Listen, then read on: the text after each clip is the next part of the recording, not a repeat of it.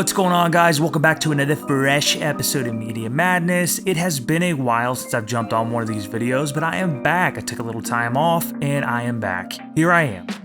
I was going to dive into just a straight up review today, and I was going to devote it to one by one movies that I've watched lately. But instead of doing that, I'm going to do a review roundup where I just give you the bad movies I've watched lately and the good movies that I recommend. So without further ado, let's jump right into it. I'm going to start with the bad first, guys. First up is Beetlejuice. This movie, I did not have a good time with this movie. I found it to be an absolute job to get through. I found that nothing in this film worked for me. Honestly, it just feels like everyone wanted to get together again and work together again, and that's great, that's fine, but work on another project. You don't need to do something like this. Michael Keaton is really forcing it in this one. He's run out of gas. You can tell he's way too old to be doing this. It is nice to see Michael Keaton in things, but this just ain't it, Chief. Next up is 2024's Salems Lot. This is another iteration of Stephen King's book, and this film is just so flat. This film is paper thin. There's nothing to it to be of redeeming quality. No atmosphere really even, just bad. It's a Hallmark horror movie. It feels very empty. The characters are just wooden, and there's a lot of added and changed elements from the novel that just don't really make any sense, and they're just there and changed just to be different. Next up, I don't really think many people can argue on this one, is Megalopolis. This is Francis Ford Coppola's newest film. He spent a lot of his hard-earned cash on this. I'm not laughing because it's like, I want to see this guy fail. I mean, he's a G. Come on, the dude did The Godfather and many other amazing films. This film is outrageous. There were parts in this where I scratched my head. There were parts in this where I put my hand over my mouth because I couldn't believe some of the things I was seeing. Shia LaBeouf is bizarre in this. Adam Driver is bizarre in this. And just all the other amazing artists in this. Everyone is an amazing artist in this in their own right. But they just are really, really odd in this, and it's just because of what Francis Ford Coppola wanted. He saw a vision, he went for it, I respect it, but dude, as an audience member, nah.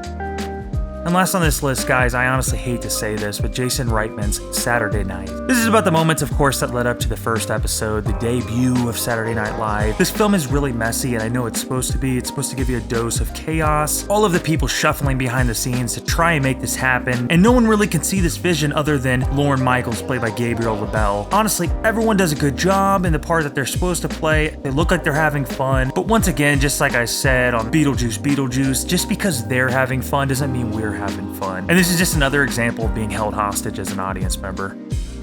And now to jump into the ones that I really recommend, guys. Ones I really recommend, with some honorable mentions. My first honorable mention is Speak No Evil with James McAvoy. Now, this isn't anything special. This is even a remake, reimagining, if you will. But I found it to be just a good time. James McAvoy gives a really fun performance in this. He's just a delight to watch. And sure, it's kind of standard, run-of-the-mill, what you would expect. There's no really twists and turns in this. It's exactly what you thought it was going to be. But it's still entertaining, and I had a blast. Next up for an honorable mention is Venom: The Last Dance. Now guys, this is probably me being biased just because I love the character Venom. But honestly guys, I had a lot of fun watching this. I think that these films have just been stupid fun. This is honestly probably the worst out of the bunch. Out of the trilogy that they've managed to make at this point, this one's probably the weakest as far as just that story standpoint goes. But nonetheless, there's that action you want. There's that Eddie and Venom relationship you want. And just, it ties it up nice enough. Nice enough for Sony at least. So yeah.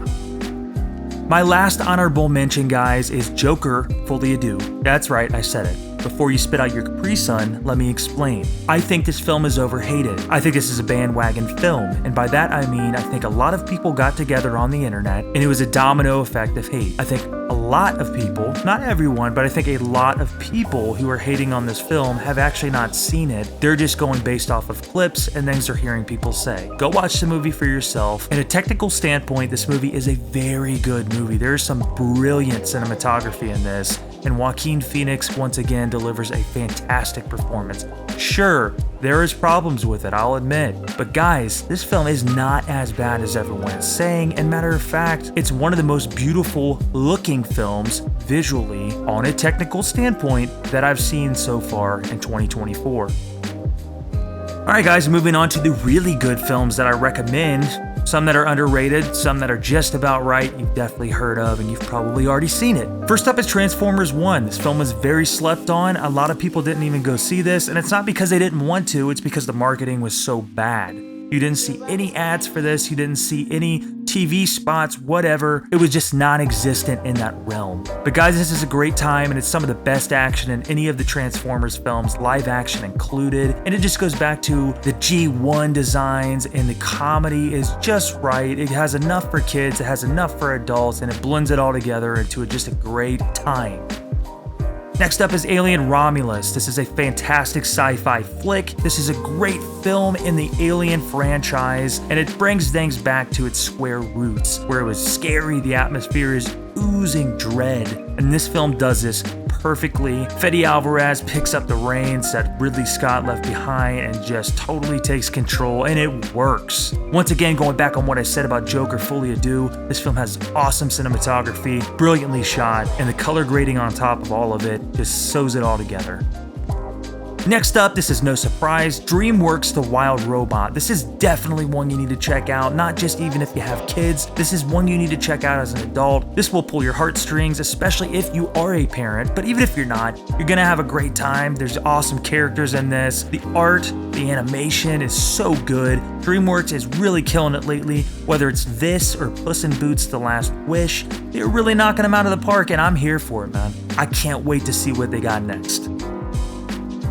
Last up, guys, this is the one I most recently finished, and this is actually not a film, this is a series, and that is HBO's The Penguin. Now, this is set in the Batman universe that Matt Reeves has created that stars Robert Pattinson as Batman. The show does an amazing job at actually adding to the lore and further building upon what was already established in the Batman. And going back on what I said about Alien Romulus, as far as atmosphere goes, this has it. It has that nasty feeling of Gotham where it's rainy, there's trash everywhere, there's crime everywhere, you're not safe down any street you turn on. There are some of the best performances of the year in this show by Colin Farrell playing the Penguin, Oswald Cobb, and Kristen Milioti as Sophia Falcone. Brilliant job in those roles, and once again, guys, this is just a must-see if you're a fan of comics, if you're a fan of, well, Batman, of course, but ultimately, if you just are looking for a great series to jump into, this is it, man. What are you waiting for? So that wraps it up for this review roundup, guys, and instead of making a separate video for each film or show, like I said, I compiled this all into one video, so it'd be easier for you to hear my thoughts on these films and give you just a quick fire to catch you up. What are your thoughts on these films and TV shows, guys? Did you watch these lately? Did you not? Do you plan on it? Let me know. I'd love to hear from you. This week, I will be doing a giveaway, guys, to celebrate the release of Gladiator 2 coming to theaters, and along with that is Wicked. This is going to be a huge weekend for movies. This is a huge week for films, man. This is awesome. This is going to be truly gladiators duking it out in the Coliseum between Wicked and Gladiator 2. Who do you think's coming out on top?